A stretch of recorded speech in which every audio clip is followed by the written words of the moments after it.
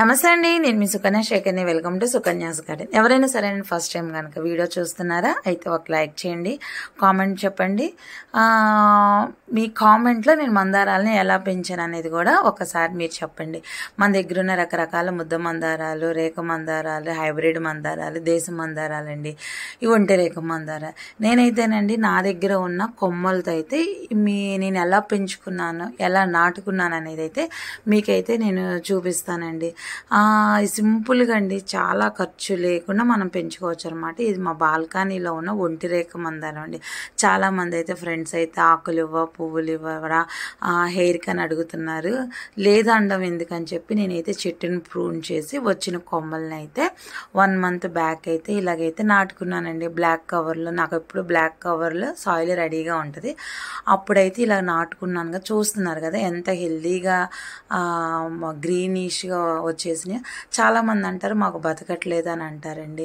4 ఆకులు వచ్చేసిన తర్వాత మనం రీపాట్ చేసుకోకూడదు అనమాట. ఆ చెట్టు ఇప్పుడు మీకు చూపిస్తున్నాను కదా, ఆ వైట్ కటింగ్ అండి, అది సన్నది.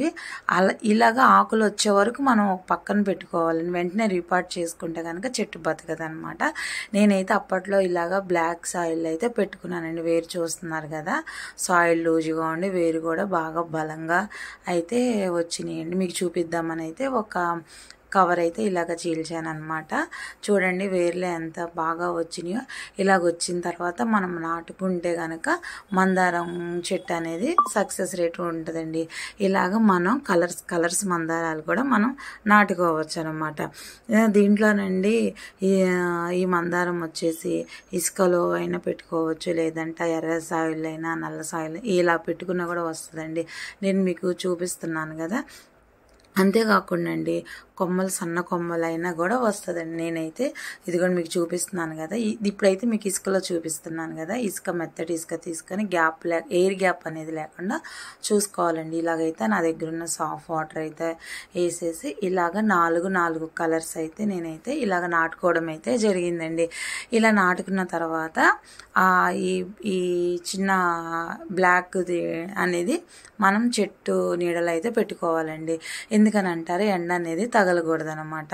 ఇలా చెట్టు నీడలో పెట్టుకున్న తర్వాత చూస్తున్నారు కదా, పక్కన వచ్చేసి మల్బరీ స్టెమ్ కటింగ్ అండి, అది కూడా చిగురు వచ్చేసింది అనమాట. ఒక 20 days అవుతుంది. ఆ పక్కది వచ్చేసండి ఎల్లో డ్రాగన్ కటింగ్, ఆ పక్కన వచ్చేసండి బోగన్ విలి అండి, మల్టీ కలర్ వైట్ అనమాట.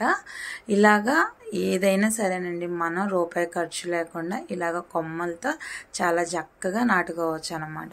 అయితే ఇలాగైతే ఖాళీ టబ్బులో ఇలాగా ఎండాకులు వేసేసి ఇలాగైతే నేను నాటేస్తున్నానండి. నేను నాటుకున్న 3 కొమ్మల ఫ్లవర్స్ కూడా వచ్చేసినాయి. ఎంత ఆనందం అండి, 1 రూపాయి ఖర్చు లేకోకుండా ఇలాగ నాటుకొని ఉంటే అది ఆనందంగా